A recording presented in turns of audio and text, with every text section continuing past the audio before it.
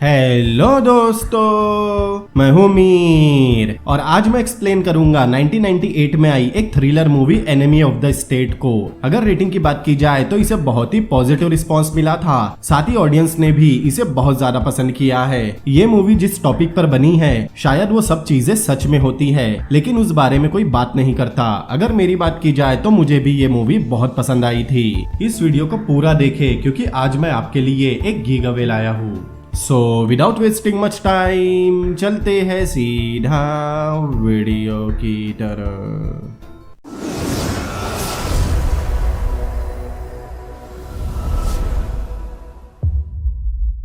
Movie की शुरुआत में सुबह सुबह फिल नाम का एक सेनेटर मतलब सांसद झील किनारे अपने कुत्ते के साथ टाइम स्पेंड करने आया था, लेकिन वो देखता है वहाँ एक और आदमी उसका इंतजार कर रहा था। वो दूसरे पार्टी का नेता थॉमस था। दरअसल थॉमस की पार्टी संसद में एक बिल पास करना चाहती थी जिससे वो अमेरिका में रहने वाले सभी लोगों के ऊपर नजर रख सके, लेकिन फिल इसके बिल्कुल खिलाफ थे क्योंकि इस एक्ट से लोगों की प्राइवेसी खतरे में नहीं आएगी बल्कि उनकी प्राइवेसी पूरी तरह खत्म हो जाएगी। इसके अलावा इस बिल के पास होने से बहुत सी कंपनीज भी बंद हो जाएगी जिससे बेरोजगारी भी बढ़ सकती है। लेकिन थॉमस फिर भी मान नहीं रहा था। वो फिल से उसे वोट देने नहीं बोल रहा था, लेकिन उसके साथियों को उनके मन मुताबिक वोट देने की छूट देने बोल रहा था ताकि वो उन्हें रिश्वत देकर वोट ले सके। थॉमस फिल के पीछे कई महीनों से पड़ा है, लेकिन वो अभी भी नहीं मानते क्योंकि उनके मुताबिक इस बात के अलावा देश में और भी मुद्दे हैं। अब फिल वहाँ से जा रहे थे, लेकिन उनके कार में बैठने से पहले ही थॉमस का आदमी उन्हें इंजेक्शन देकर मार देता है। फिर कार में दवाई फैलाकर कार को झील में फेंक देता है ताकि फिल की मौत एक एक्सीडेंट लगे। फिर हम एक लेबर लॉयर रॉबर्ट डीन उर्फ बॉबी को देखते हैं। वो फिलहाल एक कंपनी के केस पर काम कर रहा है जिसमें कुछ इटालियन अमेरिकन गुंडे भी शामिल है। वो गुंडे कंपनी के लोगों को परेशान कर रहे हैं और बॉबी का काम उन गुंडों को सजा दिलाने का है। फिर कुछ देर बाद बॉबी रेचल नाम की एक लड़की से मिलता है। रेचल बॉबी के लिए इन्वेस्टिगेशन करती है। रेचल उसे एक वीडियो टेप देती है जिसमें उस इटालियन अमेरिकन गुंडे के खिलाफ कुछ सबूत है, लेकिन रेचल उसे केयरफुल रहने कहती है क्योंकि उस गुंडे पर FBI भी नजर रख रही है। और ये रेचल को इसीलिए मालूम था क्योंकि रेचल किसी ब्रिल नाम के आदमी के साथ काम करती है। ब्रिल ही ये सबूत जुटा कर देता है। बॉबी को ब्रिल से मिलना था क्योंकि आज तक उसने ब्रिल का बस नाम ही सुना था, लेकिन रेचल बताती है ब्रिल को लोगों के सामने आना पसंद नहीं है। वो तभी उससे मिल सकता है जब वो चाहे। फिर बॉबी उसे इस काम के पूरे $10,000 देता है। इस बार रेचल ने काम के ज्यादा पैसे लिए थे, लेकिन वो बताती है वो पैसों में से सिर्फ 15% रखती है, बाकी पैसे ब्रिल ही रखता है। दरअसल बॉबी को डर था वो कोई कानून तो नहीं तोड़ रहा। साथ ही रेचल उसे किसी और के साथ काम करने कहती है क्योंकि उन दोनों के बीच पास्ट में कुछ था, लेकिन बॉबी के मुताबिक अब इससे कुछ फर्क नहीं पड़ता। फिर बॉबी वहाँ से उस गुंडे के पास जाता है। दरअसल वो वीडियो में कंपनी के कुछ यूनियन ऑफिसर के साथ था, जबकि उसे जेल से जमानत इसी शर्त पर मिली थी कि वो कंपनी के किसी भी यूनियन ऑफिसर से नहीं मिलेगा। लेकिन फिलहाल वो मना कर रहा था कि टेप में वही है, इसीलिए बॉबी ये टेप कोर्ट में पेश करने बोलता है क्योंकि जमानत की शर्त का उल्लंघन करने के लिए उसे कम से कम 15-20 साल की सजा होगी। लेकिन अब उस गुंडे को गुस्सा आ गया था। वो पूछता है उसे क्या चाहिए। तब बॉबी उसे उसके क्लाइंट मतलब कंपनी के बाकी लोगों से दूर रहने और उन्हें अपने मन मुताबिक काम करने देने कहता है, वरना वो ये टेप जिसकी उसने पहले ही कॉपी बना रखी है उसे कोर्ट में पेश कर देगा। वो गुंडा बॉबी की बात मान तो जाता है, लेकिन अब उसे जानना था ये टेप किसने बनाई है, वरना वो उसे यहाँ से जाने नहीं देगा। अब बॉबी को खुद पता नहीं था तो वो उसे क्या बताता। लेकिन कुछ ही देर बाद हम देखते हैं बॉबी किसी तरह बाहर आ जाता है। तब बाहर खड़ा गुंडा उसे सामने देखने कहता है क्योंकि सामने वाली बिल्डिंग से FBI उन पर नजर रख रही थी। FBI के लोग बॉबी को देखकर उसकी डिटेल निकलवाते हैं।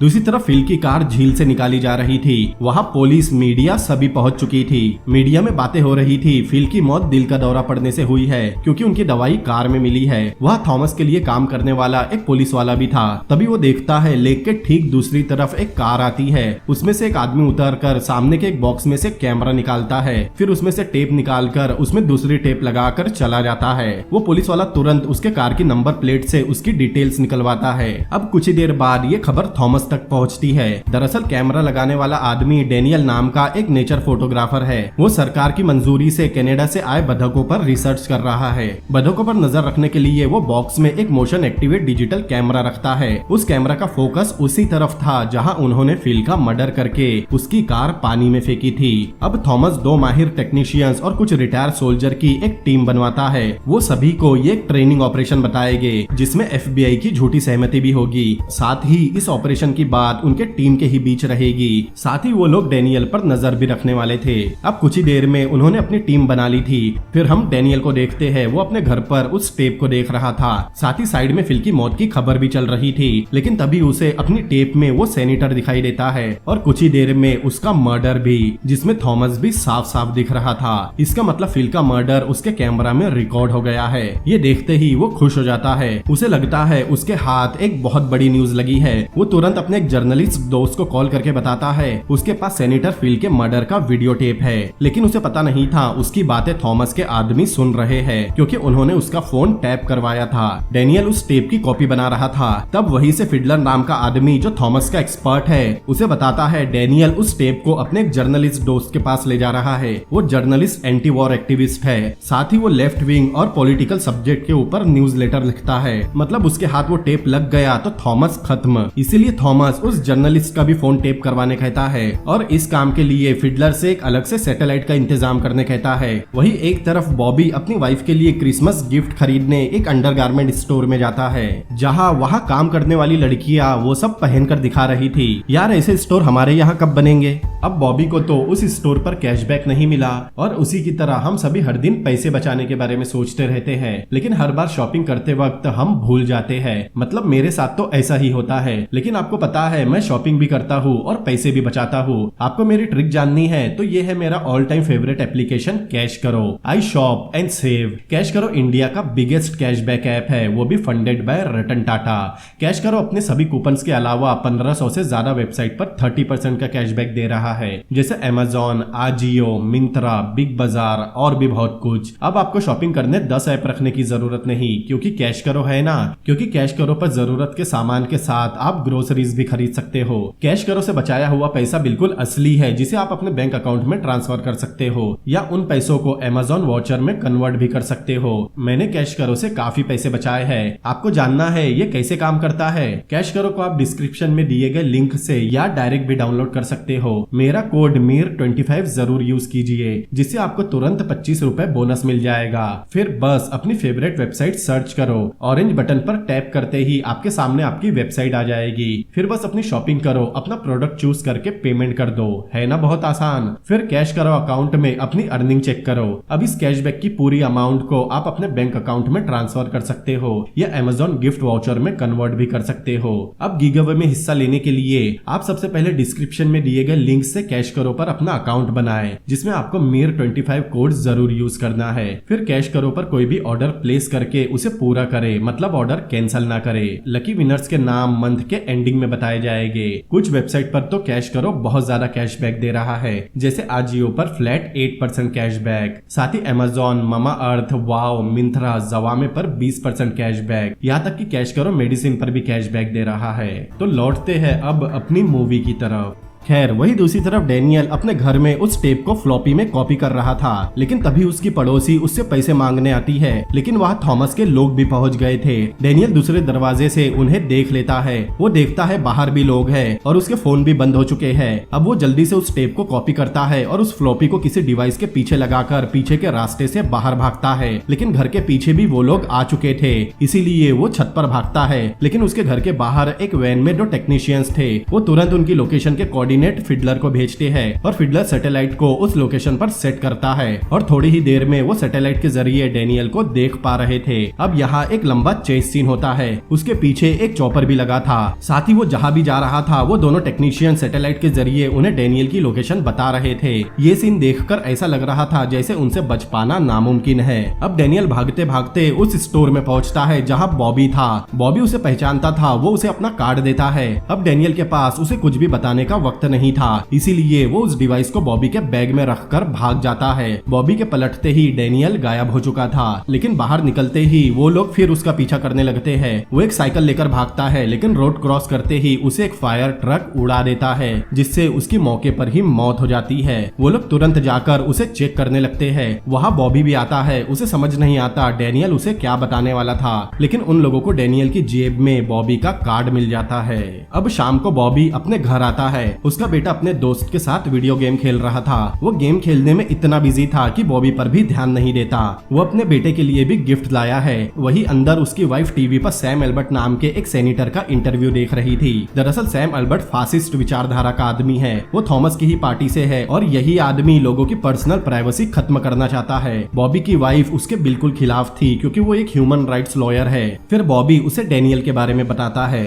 वही दूसरी तरफ थॉमस को उसके आदमी बताते हैं डेनियल मर चुका है। उन्होंने उसके जर्नलिस्ट दोस्त को भी मार दिया है। उन्हें उसके घर से ओरिजिनल टेप तो मिल गई है, लेकिन डेनियल ने टेप की एक कॉपी बना ली थी और भागते वक्त रॉबर्ट डीन मतलब बॉबी से टकराया था। थॉमस शुक्र मना रहा था कि वो टेप मीडिया के हाथ नहीं लगी। अब थॉमस बॉबी की सारी डिटेल निकलवाने कहता है। वही दूसरी तरफ बॉबी की वाइफ उनके बेटे को उसके फ्रेंड के घर छोड़ने जा रही थी क्योंकि आज रात वो उसके घर पर ही रहने वाला था। वही इस तरफ उन्होंने बॉबी के बारे में सब कुछ पता कर लिया था। उसके फोन बिल्स से उन्हें रेचल के बारे में पता चलता है क्योंकि वो दोनों कभी रिलेशन में थे। साथ ही बॉबी जब भी अपने अकाउंट से कोई बड़ी अमाउंट निकालता है, अगले ही दिन उस अमाउंट का 15% रेचल के अकाउंट में जमा हो जाता है। अब कुछ देर बाद उन्हें उस अंडरवेयर स्टोर के सीसीटीवी कैमरास की फुटेज मिल गई थी जिसमें उन्हें डेनियल का हाथ बॉबी के बैग के ऊपर दिखाई देता है। उसके बैग को एनालाइज करने के बाद उन्हें पता चलता है डेनियल ने बॉबी के बैग में कुछ तो डाला है, लेकिन वो किसी टेप के साइज से बहुत बड़ा है। फिडलर श्योर नहीं है कि वो टेप ही है, लेकिन थॉमस कोई चांस नहीं लेना चाहता था। अब कुछ देर बाद थॉमस के लोग बॉबी के घर पहुंचते हैं। वो फिलहाल घर में अकेला था। दोनों खुद को पुलिस ऑफिसर बताकर उससे डेनियल के बारे में पूछने आए थे, लेकिन दोनों उसके एक्सीडेंट के बारे में बात नहीं करते। साथ ही उनमें से एक के कपड़ों में माइक्रो कैमरा लगा था जिसे थॉमस भी उन्हें देख और सुन पा रहा था। साथ ही उसके टेक्नीशियन बॉबी की घड़ी, उसके पेन सभी को नोट कर रहे थे। वो दोनों बॉबी से पूछते हैं क्या डेनियल ने उसे कोई सामान दिया है, लेकिन जाहिर सी बात थी बॉबी को इस बारे में पता नहीं था, इसीलिए वो मना कर रहा था। वो उसका सामान देखने के लिए पूछते हैं, लेकिन बॉबी पहले वारंट लाने कहता है। फिर वो पूछते हैं वो उस स्टोर में क्या कर रहा था। तब बॉबी मजाक करता है वो अपने लिए फीमेल अंडरवेयर खरीदने गया था क्योंकि उसे वीकेंड पर लड़कियों के अंडरवेयर पहनना बहुत पसंद है। लेकिन यहाँ वो दोनों रेचल का नाम लेते हैं। तब बॉबी उन्हें जाने कहता है। उनके जाते ही बॉबी वो गिफ्ट देखने लगता है, लेकिन अब उसमें कुछ नहीं था। इससे बॉबी और ज्यादा कंफ्यूज हो जाता है। अब अगले दिन थॉमस और उसके टीम के लोग मीटिंग कर रहे थे। उन्हें भी समझ नहीं आ रहा था बॉबी के पास वो टेप है भी या नहीं, या उसके पास टेप है लेकिन उसे पता नहीं है। लेकिन थॉमस को लगता है बॉबी के पास टेप है और वो सही मौके पर टेप को पब्लिक के सामने लाएगा। इसीलिए वो अपनी टीम को ऑर्डर देता है वो लोग बॉबी को पूरी तरह बर्बाद कर दे ताकि उसकी बात पर कोई यकीन न करे। फिलहाल वो उसकी फैमिली को उठा नहीं सकते, वरना इसमें FBI भी शामिल हो जाएगी। अब उन्हें बॉबी के बारे में सब पता था। अब उन सभी इंफॉर्मेशन का फायदा उठाकर थॉमस बॉबी की जिंदगी बर्बाद करने कहता है। थॉमस उस टेप के लिए कुछ भी करने तैयार था क्योंकि उस टेप के सामने आने पर वो बचने नहीं वाला। वही दूसरी तरफ अपने बेटे को वापस लाते समय बॉबी की वाइफ उससे पूछती है उसे यूनियन ऑफिसर और इटालियन अमेरिकन गैंगस्टर के संबंध के बारे में कैसे पता चला। बॉबी बताता है उसने इन्वेस्टिगेटर हायर किया था, लेकिन दूसरी तरफ थॉमस के आदमी उनके घर में घुस गए थे। वो लोग उनके घर में हिडन कैमरास और माइक्रोफोन लगाते हैं, यहाँ तक कि उनके फोन बॉबी के कपड़ों और जूतों में भी। फिर वो उसके मोबाइल और पेन की फोटो लेते हैं और उसके बाकी के जूते और कपड़े खराब कर देते हैं। उन्होंने बॉबी के पहनने के लिए बस एक ड्रेस और जूते छोड़े थे। साथ ही वो उनके घर को बुरी तरह बर्बाद कर देते हैं ताकि ऐसा लगे जैसे उनके घर में चोरी हुई है। जब बॉबी और उसकी वाइफ घर आते हैं उन्हें अपना घर तहस नहस दिखता है। बॉबी तुरंत पुलिस को कॉल करता है, लेकिन अब वो लोग भी उन्हें देख और सुन पा रहे थे। थोड़ी देर बाद वहाँ पुलिस भी पहुंच चुकी थी। बॉबी अलमारी में देखता है बस एक ही कोड बचा है। अगली सुबह वो अपने एक दोस्त के साथ बोटिंग कर रहा था, लेकिन लॉकर रूम में थॉमस के लोग आकर बॉबी की घड़ी, उसका फोन और पेन बदल देते हैं। दरअसल उन सब में ट्रैकर लगा हुआ है जिससे वो बॉबी को ट्रेस कर सके। बोटिंग खत्म होने के बाद बॉबी जाकर अपने कपड़े और जूते लेता है। ऑफिस जाकर उसे पता चलता है पेपर में रेचल और उसकी फोटो के साथ न्यूज छपी है कि उस पर और उसके बॉसेस पर FBI इन्वेस्टिगेशन कर रही है क्योंकि उन्हें शक है बॉबी, रेचल और बॉबी के बॉस उन गैंगस्टर के साथ मिले हुए हैं, जो कि बिल्कुल झूठी न्यूज है। तभी उसे रेचल का कॉल आता है क्योंकि इस न्यूज की वजह से उसे जॉब से निकाल दिया गया था। मीडिया वाले उसे कॉल करके उनके रिश्ते के बारे में पूछ रहे हैं। इतना ही नहीं, अभी तो बॉबी की मुश्किलें तो बस शुरू ही हुई थी क्योंकि उसकी बात पर उसके बॉसेस भी यकीन नहीं कर रहे थे। उस पर बहुत सारे इल्जाम लगे थे जिनसे वो लगातार मना कर रहा था, लेकिन उसका दूसरा बॉस रेचल के बारे में पूछता है क्योंकि 3 साल पहले उनका अफेयर था। लेकिन बॉबी चिल्लाकर उसे शांत करवाता है क्योंकि ये उसका पर्सनल मामला है जिसका उसकी जॉब से कुछ लेना देना नहीं है। लेकिन उसके बॉस नहीं मानते और उसे फायर कर देते हैं। जब बॉबी घर आता है उसकी वाइफ सभी इल्जाम छोड़कर बस उससे रेचल के बारे में पूछती है क्योंकि वो उसके साथ था, साथ ही उनका 3 साल पहले अफेयर भी था जिसके बारे में उसकी वाइफ को पहले से पता था और उन्होंने बड़ी मुश्किल से अपनी शादी को बचाया था। लेकिन अब वो बॉबी पर यकीन नहीं करती कि अब वो रेचल से सिर्फ काम के सिलसिले में मिलता है। वो उसे मनाने की कोशिश कर रहा था क्योंकि उसकी जॉब चली गई और न्यूज़पेपर में सब गलत लिखा है, लेकिन उसकी वाइफ नहीं मानती और फिलहाल उसे घर से जाने बोलती है। बॉबी भी गुस्से में घर से चला जाता है और वो टेक्नीशियंस मजे से मियां बीवी की फाइट देख रहे थे। फिर बॉबी वहाँ से एक होटल में जाता है क्योंकि आज रात उसे वही रुकना था, लेकिन उसका कार्ड काम नहीं करता। वो दूसरा कार्ड देता है, लेकिन इस बीच एक आदमी उसका बैग चुरा लेता है। उसका दूसरा कार्ड भी काम नहीं करता। उसे समझ नहीं आ रहा था हो क्या रहा है। नीचे देखने पर उसका ब्रीफ केस भी गायब था, लेकिन कोई उसकी बात मानता ही नहीं कि वो यहाँ अपना बैग लाया था। अब बॉबी रेचल को फोन करके कल सुबह उससे मीटिंग फिक्स करता है, लेकिन उसके कार में भी बग था। साथ ही उसके फोन में लगे बग से वो लोग उसकी बातें भी सुन रहे थे। लेकिन फिलहाल वो जाकर किसी सस्ते मोटल में रुकता है। वही दूसरी तरफ थॉमस की टीम मीटिंग करती है कि कल उन्हें बॉबी और रेचल पर किस तरह नजर रखनी है और उनकी बातें सुननी है। अगले दिन बॉबी उन इटालियन अमेरिकन गैंगस्टर के लीडर से मिलने जाता है क्योंकि उसे लग रहा था ये सब उन लोगों ने करवाया है, लेकिन उनका लीडर उससे नहीं मिलता। अब 11 बजे बॉबी रेचल से मिलने जाता है, लेकिन वहाँ पहले से थॉमस के लोग थे जो उनकी फोटो खींच रहे थे। साथ ही उनके आसपास भी कुछ लोग माइक्स के साथ थे ताकि उनकी बातें सुन सके। रेचल उसे बताती है इनकम टैक्स डिपार्टमेंट उसका ऑडिट कर रहा है, वो भी पिछले 5 सालों का। रेचल बहुत परेशान थी। तब बॉबी उससे ब्रिल के बारे में पूछता है। ब्रिल का नाम सुनकर सभी लोग अलर्ट हो जाते हैं। दरअसल बॉबी को लग रहा था ये सब उस टेप की वजह से हो रहा है क्योंकि ये सब उस टेप के मिलने के बाद ही शुरू हुआ है। यहाँ सबसे मजेदार बात तो ये थी, बॉबी उस गैंगस्टर के यूनियन लीडर से मिलने वाली टेप की बात कर रहा था, लेकिन थॉमस के लोगों को लग रहा था वो फिल के मर्डर की टेप की बात कर रहे हैं। बॉबी के बहुत मनाने के बाद रेचल उसे ब्रिल के बारे में बताने मान जाती है। वो लोग चलते हुए बात कर रहे थे, इस वजह से थॉमस की टीम उनकी बातें नहीं सुन पाती। रेचल उसे बताती है ब्रिल से मिलने के लिए वो अपने घर के बाहर के लेटर बॉक्स पर निशान लगाती है। कुछ समय बाद वो निशान एक्स बन जाता है, मतलब ब्रिल को पता चल गया। फिर ब्रिल उसे हमेशा 3 बजे एक फेरी पर बुलाता है। रेचल कभी उससे मिली नहीं थी, बस वो सीट नंबर 32 के नीचे पैसे छोड़ती है और वही उनका सामान रखा होता है। फिर बॉबी उस बोट पर जाता है और सीट नंबर 32 के नीचे एक लिफाफा रखता है, लेकिन सुबह से शाम हो जाती है लेकिन वहाँ कोई नहीं आता। जब बॉबी बाथरूम जाता है तब उसके पास एक आदमी आता है। बॉबी उसे ब्रिल समझता है। वो उसकी बॉडी स्कैन करता है, तब उसे उसके जूते में एक ट्रैकर मिलता है। बॉबी को समझ नहीं आता ये किसने रखा है, लेकिन वो आदमी उसे बस यहाँ से चलने बोल रहा था। वो बॉबी को लेकर एक टैक्सी में जाता है, लेकिन वो भी बार बार उससे पूछ रहा था डेनियल ने उसे क्या बताया या उसे कुछ दिया तो नहीं, लेकिन बॉबी को इस बारे में कुछ पता नहीं था। लेकिन तभी वो देखता है उनका कोई पीछा कर रहा है, इसीलिए वो आदमी वॉकी टॉकी पर मदद मांगता है। ये देखकर बॉबी शॉक था क्योंकि ब्रिल अकेला काम करता है। तभी उसे एक हैंडीकैप की वजह से कार रोकनी पड़ती है और पीछे वाली कार उन्हें टक्कर मारती है। वो आदमी गन पॉइंट पर उसे रुकने बोलता है, लेकिन बॉबी किसी तरह वहाँ से भाग जाता है। लेकिन अब उसका फोन भी काम नहीं कर रहा था। बॉबी वहाँ से एक होटल में जाता है, लेकिन थॉमस की टीम उसे अभी भी देख सकती थी क्योंकि बॉबी के ऊपर 6 ट्रैकर लगे हैं। फिर वो लोग उसके लोकेशन के कोऑर्डिनेट फिडलर को भेजते हैं ताकि वो बॉबी पर सैटेलाइट से भी नजर रख सके। बॉबी पब्लिक फोन से अपनी वाइफ को कॉल करता है, लेकिन वो और ज्यादा नाराज थी क्योंकि उसे किसी ने रेचल और उसकी आज की खींची फोटो भेजी थी। बॉबी को कुछ समझ नहीं आ रहा था उसके साथ ये हो क्या रहा है। साथ ही उसकी वाइफ बताती है उसके कार्ड काम नहीं कर रहे, लेकिन तभी उसके सामने एक आदमी आता है जिसने टैक्सी को टक्कर मारी थी और उसे उसके साथ चलने का इशारा करता है। अब बॉबी उसके पीछे जाता है, लेकिन वो बॉबी को गन पॉइंट पर लिफ्ट में लेकर आता है। लिफ्ट के अंदर होने की वजह से वो लोग उसे ट्रेस नहीं कर पा रहे थे। बाकी लोगों के लिफ्ट से जाते ही वो आदमी बॉबी को गिराकर उसे चेक करने लगता है। फिर वो एक चिप्स के पैकेट में बॉबी का पेन, उसका मोबाइल और उसके दूसरे जूते से निकला ट्रैकर डालता है। टीम को पता चलता है उनके 3 ट्रेसर बंद हो गए, मतलब उसे किसी की मदद मिल गई। वही लिफ्ट में वो आदमी बॉबी को डांटने लगता है क्योंकि वो बिना मिले ही काम करता है, मतलब ये असली ब्रिल है। वो बताता है उस बोट पर बहुत सारे फेडरल एजेंट ने उस पर नजर रखी थी। ब्रिल उससे पूछता है कहीं वो लोग बॉबी के जरिए उसे पकड़ने की कोशिश तो नहीं कर रहे,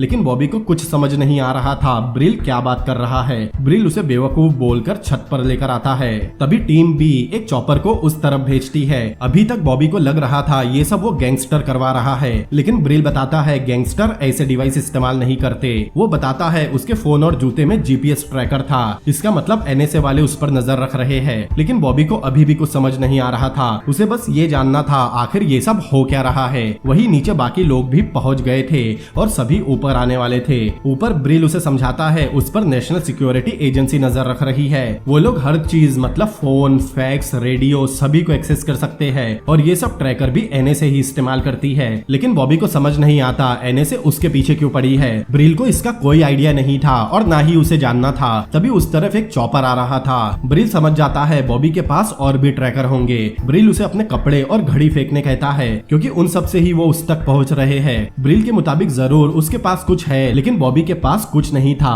लेकिन ब्रिल कहता है शायद उसके पास कुछ हो लेकिन उसे पता ना हो। फिर ब्रिल उसे खुद से और रेचल से दूर रहने बोलकर चला जाता है। अब बॉबी अपनी घड़ी फेंक कर वहाँ से भागने लगता है, लेकिन अब वो लोग डेनियल के जैसे उस पर भी सैटेलाइट से नजर रख रहे थे और जब वो होटल के अंदर था तब ट्रैकर से वो उसे ट्रेस कर रहे थे। अब एक जगह आकर बॉबी दोनों तरफ से फंस जाता है, लेकिन तब वो उस कमरे के गेस्ट को आवाज देकर अंदर घुस जाता है। वो लोग भी उसे ट्रेस करते हुए उस कमरे के बाहर पहुंच गए थे। वो लोग बाहर से बॉबी को आवाज देते हैं, लेकिन अब वो बुरी तरह फंस गया था। सबसे पहले बॉबी वही अपने कपड़े उतारकर खिड़की से बाहर भागता है, तब वो लोग दरवाजा खोलकर अंदर आते हैं। अब वो लोग उसे ट्रेस नहीं कर सकते थे। बॉबी बालकनी से होते हुए दूसरे कमरे की तरफ जा रहा था, लेकिन उन लोगों ने चॉपर से अभी तक उस पर नजर रखी थी। बॉबी किसी तरह दूसरे कमरे तक पहुंच जाता है। अब वो लोग वहाँ से उसके कपड़े और रिंग लेकर निकल जाते हैं। बॉबी वहाँ से भी भाग रहा था, लेकिन वो लोग वहाँ भी पहुँच गए थे, इसीलिए बॉबी खुद को एक स्टोर रूम में बंद कर देता है। फिर बॉबी अंदर आग लगाकर फायर अलार्म ऑन कर देता है,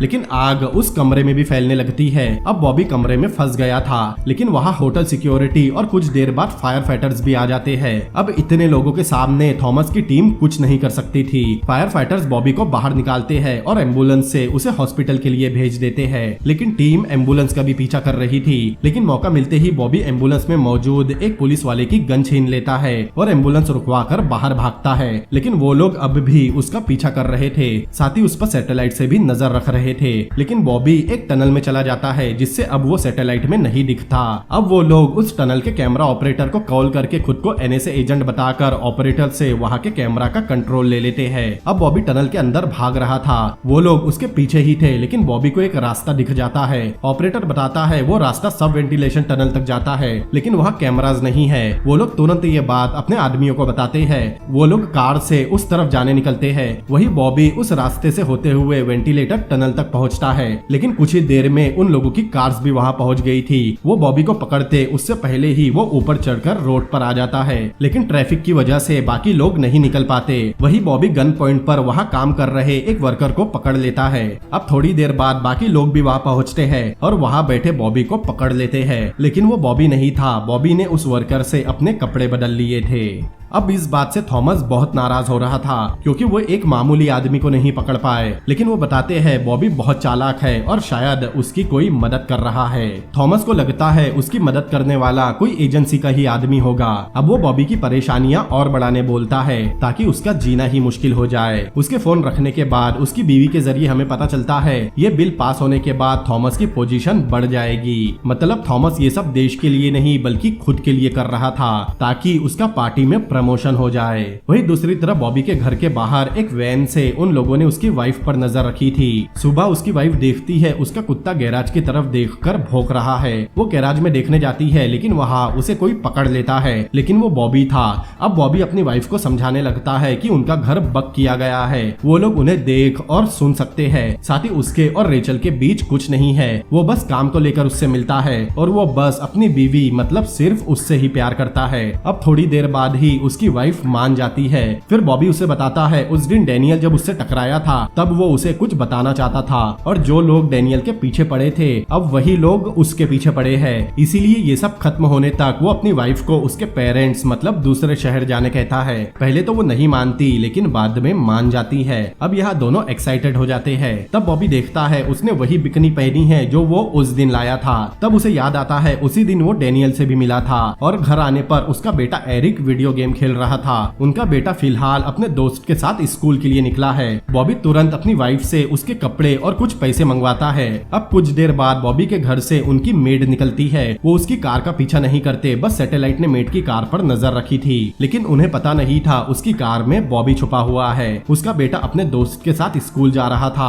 वो मेड उन्हें कार में बैठाती है। बच्चों के कार में बैठने के बाद बॉबी उन्हें आवाज देता है और उन्हें पीछे देखने से मना करता है। फिर वो अपने बेटे से पूछता है जब वो उस रात गिफ्ट लेकर आया था तो क्या उसने उनमें से कुछ लिया था। तब उसका बेटा बताता है उसने गिफ्ट देखे थे, वो मशीन अनपैक थी इसीलिए उसने उसे ले लिया।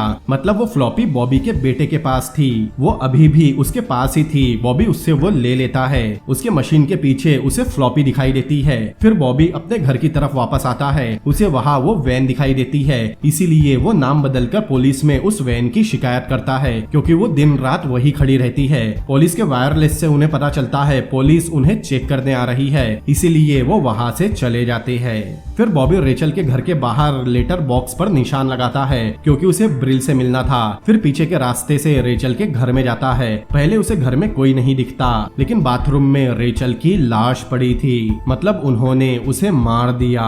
वो बैठा वही रो रहा था, लेकिन तभी उसे वहाँ अपनी रिंग दिखाई देती है। थोड़ा और देखने पर उसे वहाँ अपनी शर्ट, टाई, पैंट और जूते भी दिखाई देते हैं। मतलब उन्होंने उसे फंसाने के लिए रेचल को मारा है। वहाँ उसे ब्रिल की फोटो भी दिखाई देती है। मतलब ब्रिल रेचल को बचपन से जानता था। अपने सभी सबूत वहाँ से उठाने के बाद बॉबी उस फेरी पर जाता है, जहाँ कुछ देर बाद ब्रिल भी पहुँचता है। बॉबी बाहर कार में ही उससे मिलता है। वहाँ से निकलने के बाद बॉबी उसे बताता है रेचल मर चुकी है और उसे वो मिल गया है जिसे एने से ढूंढ रही है। लेकिन रेचल की मौत की खबर सुनकर ब्रिल उसे ही दोषी ठहराता है, क्योंकि उससे कांटेक्ट करने की वजह से ही उन लोगों ने उसे मार दिया है। ब्रिल बॉबी की कोई भी बात सुने बगैर उसे कार से उतार देता है, लेकिन थोड़ी दूर जाते ही वापस आता है। जिस तरह उसके साथ चीजें हो रही है और रेचल को मारकर उसे फंसाने की कोशिश की गई, ब्रिल समझ जाता है ये एनएसए का तरीका है। एनएसए ने ही बॉबी को फंसाने की कोशिश की है, जिसमें रेचल का कुछ लेना देना नहीं था। दूसरी तरफ थॉमस की टीम बॉबी को ट्रेस करने में लगी थी, लेकिन उन्हें कुछ नहीं मिलता। वो लोग होटल की छत की फुटेज देखते हैं, लेकिन उसमें ब्रिल का चेहरा साफ नहीं दिख रहा था, क्योंकि उसने कभी ऊपर ही नहीं देखा। दूसरी तरफ ब्रिल और बॉबी कहीं जा रहे थे, लेकिन ब्रिल एक स्टोर में कुछ खाना लेने जाता है। लेकिन इस बीच बॉबी अपनी वाइफ की एक फ्रेंड को कॉल करता है, ताकि वो जाकर उसे बताए उसने रेचल को नहीं मारा और ये सब उसे फंसाने की साजिश है। लेकिन उसकी वाइफ के फ्रेंड का फोन भी टेप किया जा रहा था। इससे टीम को बॉबी की लोकेशन पता चल जाती है। उस स्टोर में सीसीटीवी कैमरा लगा हुआ था। उनके जाने के कुछ देर बाद वहाँ थॉमस के लोग आते हैं और खुद को पुलिस ऑफिसर बताकर वहाँ की सीसीटीवी फुटेज चेक करते हैं। उस फुटेज में थॉमस और उसकी टीम ब्रिल को देख लेती है, लेकिन फिलहाल उन्हें पता नहीं था ब्रिल कौन है। उसके आदमी को कार का मॉडल और कलर पता चल गया था, लेकिन उसका नंबर नकली था, इसीलिए थॉमस उस पूरे एरिया को सैटेलाइट से कवर करवाता है। दूसरी तरफ बॉबी और ब्रिल एक अबेंडेंड बिल्डिंग में आते हैं। ये ब्रिल का अड्डा था। उस बिल्डिंग के अंदर लोहे के केज के बीच ब्रिल अपना काम करता है। चारों तरफ कॉपर के वायर होने की वजह से रेडियो सिग्नल वहाँ तक नहीं पहुँचते, लेकिन इस तरफ थॉमस और उसकी टीम ने सैटेलाइट के डेटा की मदद से ब्रिल की कार को ट्रेस कर लिया था। यहाँ तक कि उन्हें ये भी पता चल गया था वो लोग कौन सी बिल्डिंग में है। थॉमस तुरंत अपने आदमियों को वहाँ भेजता है। ब्रिल बॉबी को बताता है जब से गवर्नमेंट और टेलीकम्युनिकेशन का मर्ज हुआ है, तब से गवर्नमेंट हर तरह से उन पर नजर रख सकती है। उन्हें उनके बैंक अकाउंट, उनके फोन, ईमेल सब के बारे में पता है। मतलब प्राइवेसी सिर्फ नाम मात्र है, और जितनी टेक्नोलॉजी बढ़ती जाएगी गवर्नमेंट का उनकी जासूसी करना उतना ही आसान होता जाएगा। बॉबी देखता है ब्रिल के पास भी वही फोटो है जो रेचल के घर में थी, लेकिन बाहर वो लोग पहुंच गए थे। ब्रिल बताता है वो कभी एनएसए में काम करता था। वो लोगों की कॉल सुनता था जिसमें उन्हें प्रेसिडेंट, बॉम्ब और अल्लाह वर्ड को एनालाइज करना पड़ता था, वो भी 20 साल पहले। तो अभी टेक्नोलॉजी किस हद तक पहुंच गई होगी। वही नीचे वो लोग दरवाजा खोलकर अंदर आने की कोशिश कर रहे थे। वही ऊपर उन्हें फ्लॉपी के वीडियो में सेनेटर फिल का मर्डर दिखाई देता है, जिसमें थॉमस भी साफ साफ दिख रहा था। ये देखकर बॉबी एकदम शॉक था। थॉमस के बारे में पता करने पर ब्रिल को पता चलता है थॉमस राइट विंग का एक पॉलिटिशियन है। तब बॉबी को समझ में आता है एनएसए उसके पीछे क्यों पड़ी थी। लेकिन तभी ब्रिल सीसीटीवी में देखता है वो लोग बिल्डिंग में आ चुके हैं। ब्रिल के पूछने पर बॉबी बताता है उसने उस स्टोर से उसकी वाइफ की फ्रेंड को कॉल किया था। ये सुनकर ब्रिल उस पर बहुत गुस्सा होता है, क्योंकि उस कॉल की वजह से ही थॉमस के लोग यहाँ तक पहुँचे हैं। अब दोनों तुरंत वहाँ से निकलते हैं। उन उनके जाते ही वो लोग वहाँ आकर ब्रिल का सेटअप देखते हैं। उन्हें पता चलता है ब्रिल ने थॉमस के बारे में पता किया है। वही बॉबी और ब्रिल नीचे आ चुके थे। एक आदमी सीसीटीवी में उन्हें देखकर बाहर खड़े लोगों को बताता है, लेकिन तभी दूसरे आदमी को पता चलता है यहाँ बम लगा है। वो लोग तुरंत बाहर भागते हैं। वही नीचे बॉबी और ब्रिल बाहर निकल चुके थे। बाहर खड़े लोग उन पर शूट करते हैं और कुछ ही सेकंड्स बाद वो बिल्डिंग ब्लास्ट हो जाती है। लेकिन वहाँ उनका चॉपर आ गया था। साथ ही वो लोग भी उनका पीछा कर रहे थे। वो लोग ब्रिल की कार को टक्कर मारते हैं, जिससे उसकी कार में आग लग जाती है, लेकिन उनके पास शॉटगन थी। बॉबी उन पर फायर करता है, जिससे अनबैलेंस होकर उनकी कार पलट जाती है। लेकिन कुछ ही दूर जाते ही बॉबी के कपड़ों में भी आग लग जाती है।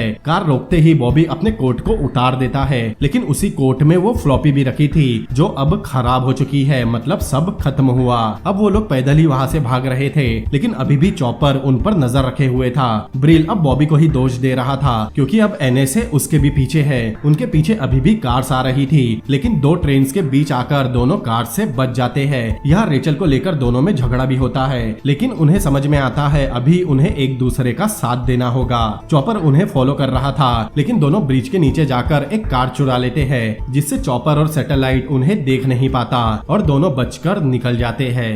वही दूसरी तरफ थॉमस की टीम ने ब्रिल की सारी जानकारी निकाल ली थी। तब उन्हें पता चलता है वो एनएसए का एक बेहतरीन एजेंट रह चुका है, लेकिन 1980 से वो गायब हो चुका है। अब थॉमस को समझ में आता है उनकी असली प्रॉब्लम बॉबी नहीं बल्कि ब्रिल है। दूसरी तरफ ब्रिल बॉबी को खुद की हिस्ट्री बताता है, लेकिन ईरान में एक मिशन के दौरान उसका साथी मारा गया। वो उसका बहुत अच्छा दोस्त भी था।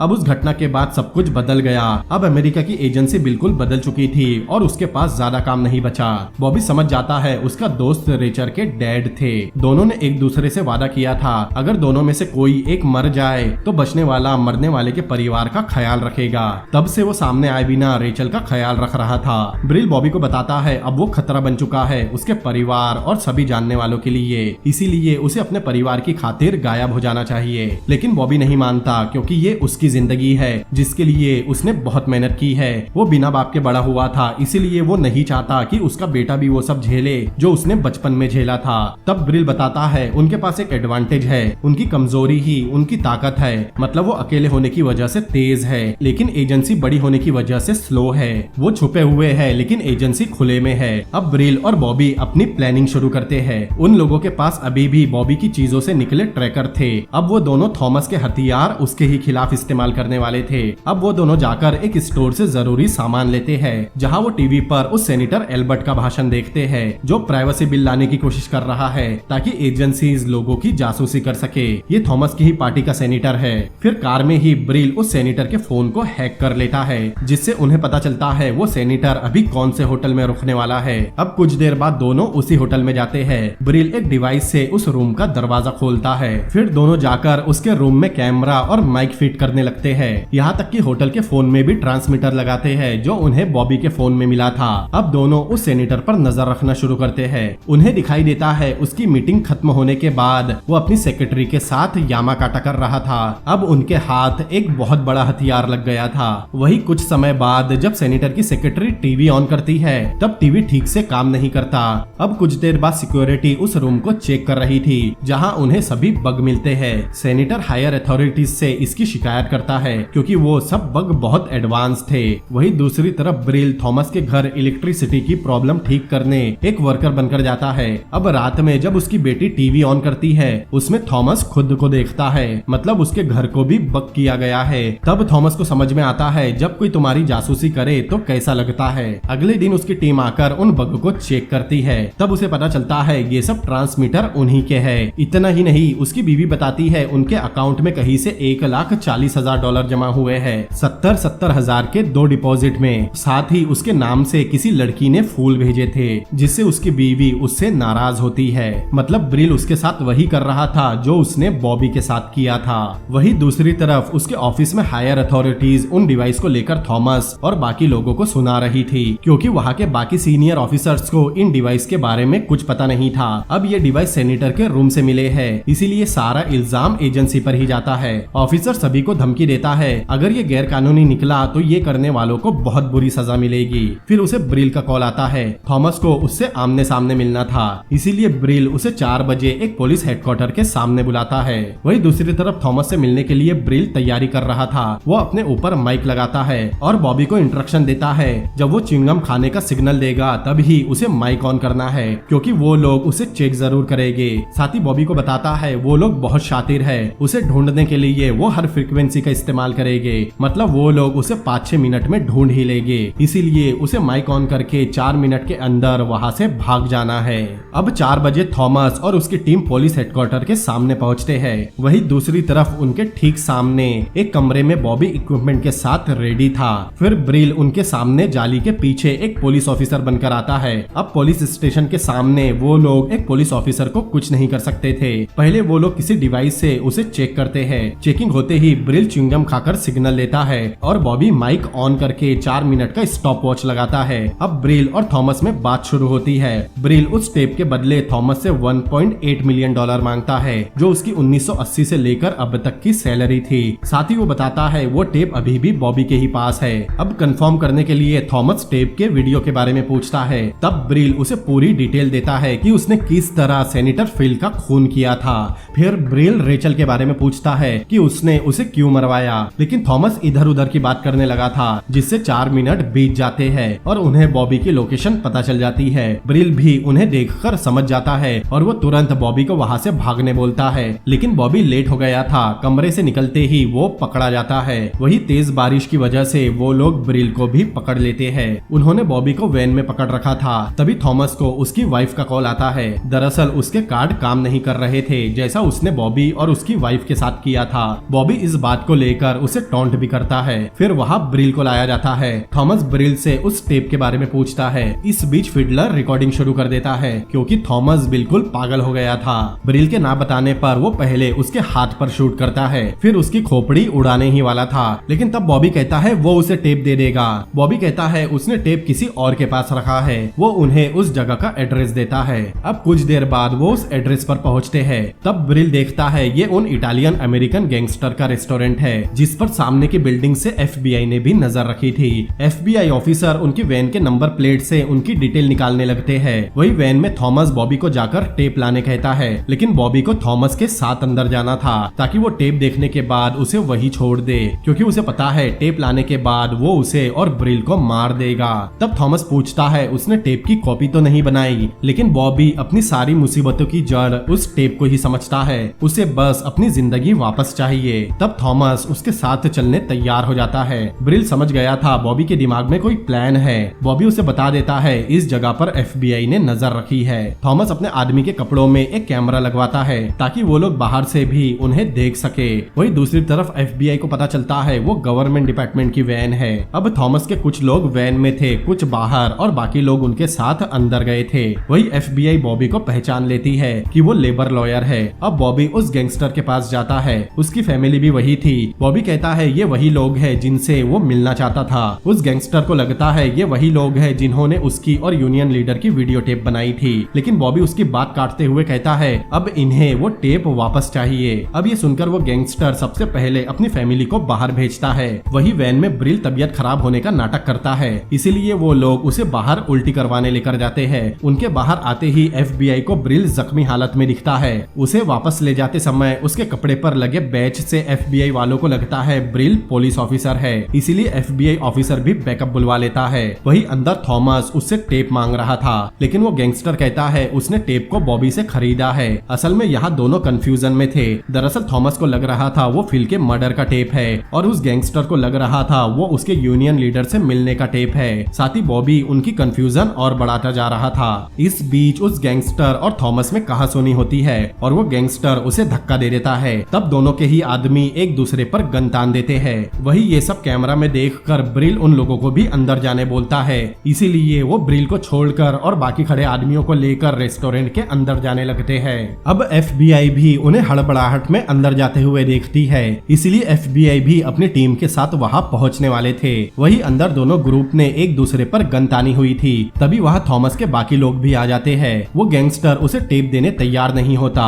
अब सिचुएशन को समझते हुए थॉमस वहां से जाने लगता है, लेकिन तभी उसका एक आदमी पीछे से आकर चिल्ला देता है और उस गैंगस्टर का आदमी उसे शूट कर देता है। अब यहाँ दोनों ग्रुप में शूटिंग शुरू हो जाती है और बॉबी जाकर टेबल के नीचे छुप जाता है। अब वहाँ एक लंबा शूट आउट होता है। है जिसमें दोनों ही ग्रुप के सभी लोग मारे जाते हैं। थॉमस और वो गैंगस्टर तो एक दूसरे को शूट कर देते हैं। अब शूट आउट रुकने के बाद वहाँ पुलिस और FBI पहुँचती है। फिर बॉबी बाहर निकलता है लेकिन उस गैंगस्टर का आदमी उस पर गन तान देता है। लेकिन तभी वहाँ FBI पहुँचती है। FBI बॉबी को पहचानती थी कि वो एक लेबर लॉयर है, इसीलिए वो उसे बाहर निकालते हैं। उस कैमरा से ब्रिल भी देखता है बॉबी बच गया है, इसीलिए ब्रिल वैन से निकलकर गायब हो जाता है। फिर बॉबी बाहर आता है लेकिन ब्रिल वहाँ से जा चुका था। अगले सीन में FBI थॉमस के दोनों आदमियों से पूछताछ कर रही थी क्योंकि वो दोनों ही जिंदा बचे थे। उनके पास वैन में ब्रिल, बॉबी और थॉमस की रिकॉर्डिंग थी, लेकिन थॉमस के मरने के बाद भी वो कुछ नहीं बताते।